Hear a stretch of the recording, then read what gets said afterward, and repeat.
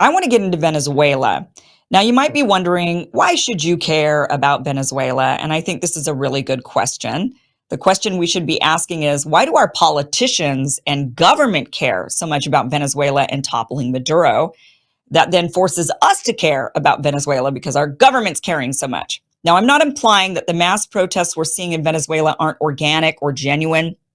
What is known is that our government has had it out for Maduro for a very long time. They've staged coups. They've tried to topple his government. They've claimed that another person was the legitimate president, Juan Guaido, by using some very strange technicality within the Venezuelan constitution.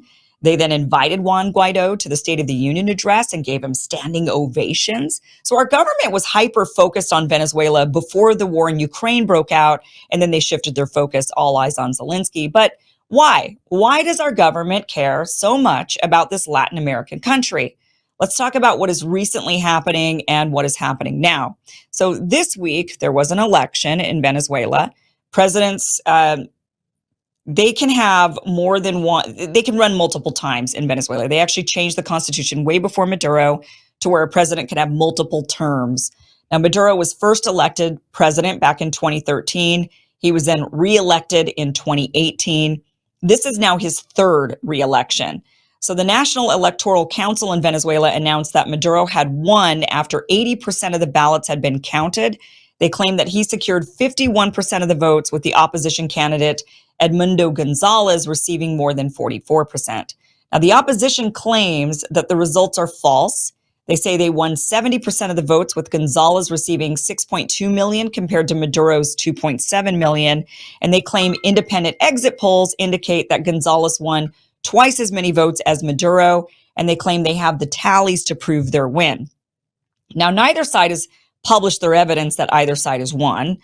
So we don't really have the proof in the pudding yet. Latin American countries seem to be a bit divided on this, with Bolivia, Cuba, and Nicaragua and Honduras supporting Maduro and congratulating him on his win, whereas Chile, Costa Rica, Guatemala, and Argentina have claimed the results are fraudulent. Now, Mexico, Brazil, and Colombia are taking a more cautious tone, and they're waiting for the results.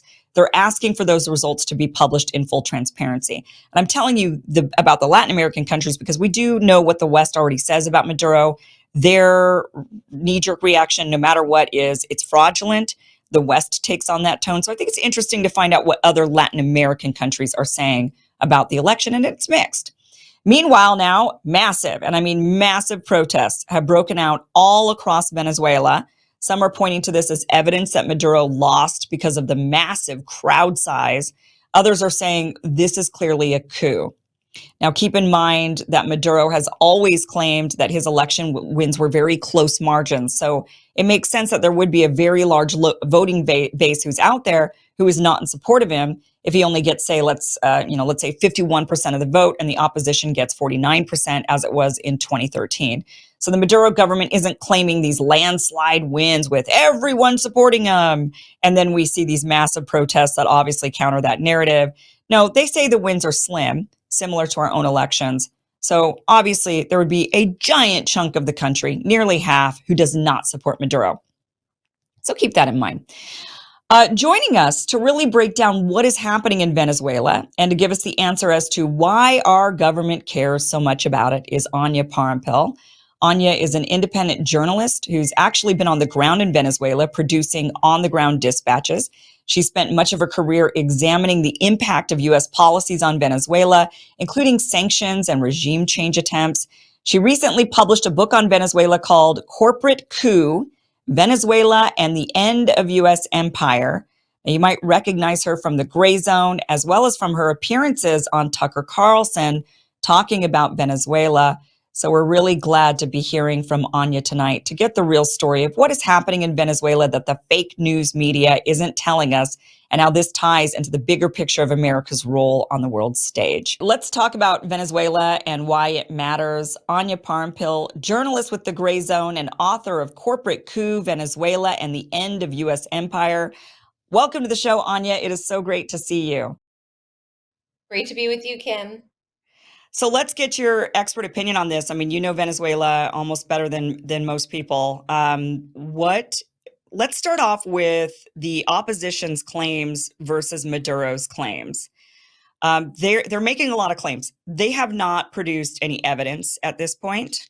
And also, apparently, Maduro hasn't published, from my understanding, hasn't published the election results. So, what do you make of all of this? It's a tricky time to know exactly what's going on because the election council, the National Electoral Council in Venezuela so far has not released the data of individual polling sites in the country. This typically would have come out by now, and you see organizations like the Carter Center calling on the government to release that because it makes it pretty much impossible to independently verify or audit the vote without that data. So the government could put all of this to rest in terms of the verbal debate. I don't know about the violence in the streets because this is something that the Venezuelan opposition has done repeatedly. Whenever they lose an election, they kind of get out into the streets and are violent regardless of the Hmm. results. But in terms of the international perspective for countries like Colombia and Brazil to move forward with recognizing the results, when Venezuela comes forward with its numbers, its polling data, that should be sufficient if they indeed exist, which the government claims it does.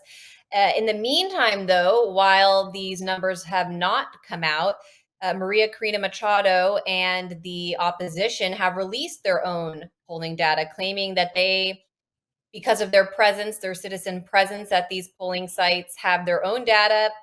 They published it on a website that for a while wasn't even loading. I attempted to access the data and haven't been able to load it yet. Some people have and been able to take a look at it, but it's hard to know what's real and what's not until the government or the National Electoral Council publishes that data. So, regardless of, without getting into the nitty gritty of the actual vote, I think it's important for Americans here to just understand that the US doesn't care one way or another about democracy in Venezuela. They actually in the past have sanctioned moderate opposition candidates for wanting to participate in the elections or participating in the elections if the more radical bloc of the opposition called for a boycott. So that's actually they've actively worked, the US has actively worked to limit the democratic choice of Venezuelans in the past. So this isn't about democracy or voting for the US. This is simply about trying to get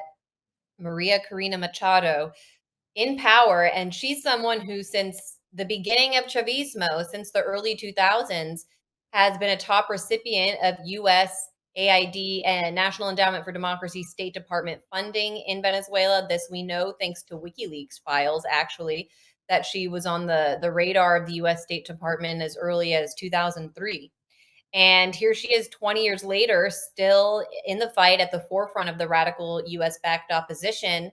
While most of those figures have fled the country, she's stood by, and she's hoping to get in there and start handing off the country to her friends in international finance and the oil and natural resource industry. That's what she's there to do. And until she gets there, she's going to be out in the streets. I mean, she is someone that in 2014, when Maduro initially won the first election held after Chavez's death, she immediately was in the streets running this campaign known as La Salida, or the exit campaign.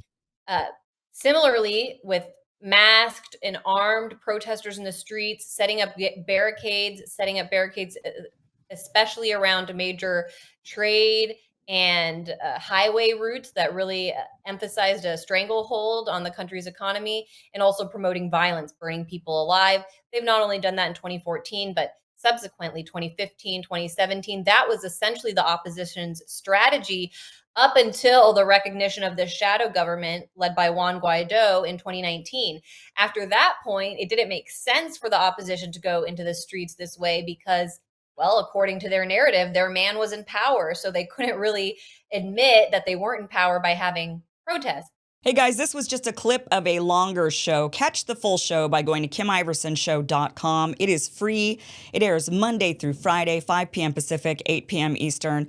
You could go back now and watch this full interview. I highly recommend it. Again, go to KimIversonShow.com. Thank you so much for watching.